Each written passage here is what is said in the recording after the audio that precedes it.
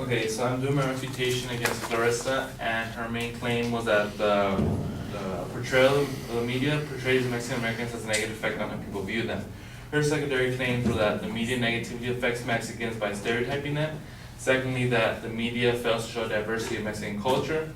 And lastly, that the media underrepresents Mexicans in occupation, show, and entertainment.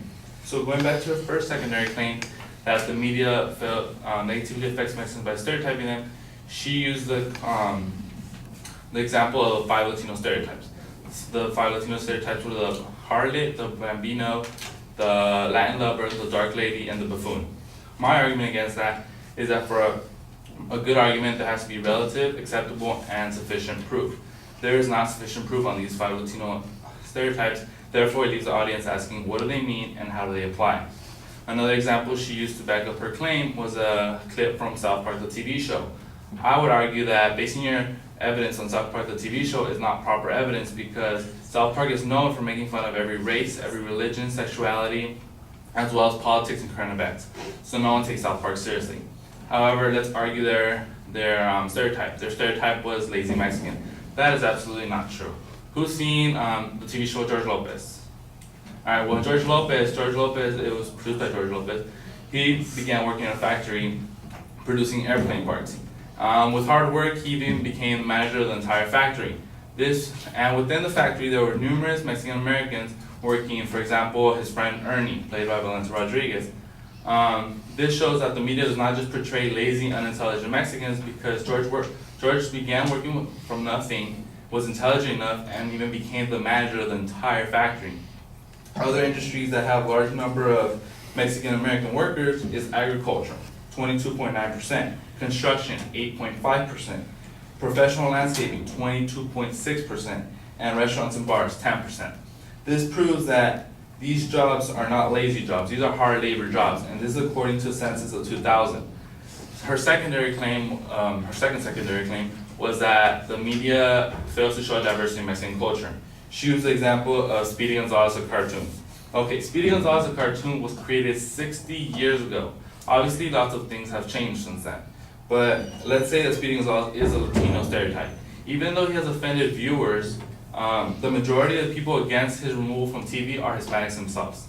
They find him to be a hero and to hold many positive qualities. For example, he is intelligent, he is very good at what he does, he has a strong sense of humor, and he has a strong sense of justice.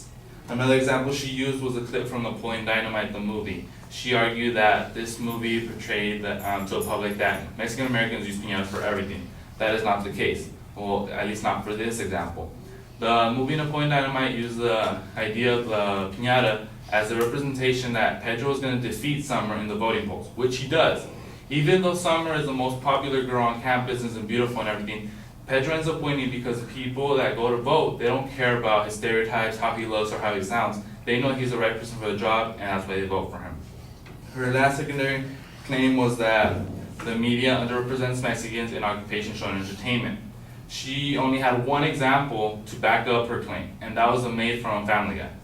Again, basing your evidence on Family Guy is like basing your evidence on South Park. It is not proper evidence. There are hundreds of Mexican Americans in the entertainment business, and they are successful. For example, George Lopez. He's a comedian, he's an actor, he's a talk show host on TBS, and he's also into charity. He has his own foundation which helps the poor. This is based on biography.com. For example, Salma Hayek. She's a Mexican actress, she is a film director, film producer, and she's also into charity as well as helping with immigration. Selena Gomez is a singer, she's an actress, she has her own fragrance, she has her own clothing line. She's been on movies like ABC Movie, Another Cinderella Story, she's been on The Sweet Life of Zack and Cody, she's been on Hannah Montana, and she currently has a main role in Wizard of Waverly Place. So in conclusion, my evidence and my arguments demonstrate that the media does not negatively affect Mexicans, the media does not fail to show diversity in Mexican cultures, and lastly, that the media does not underrepresent Mexicans in occupation, show, and entertainment. Thank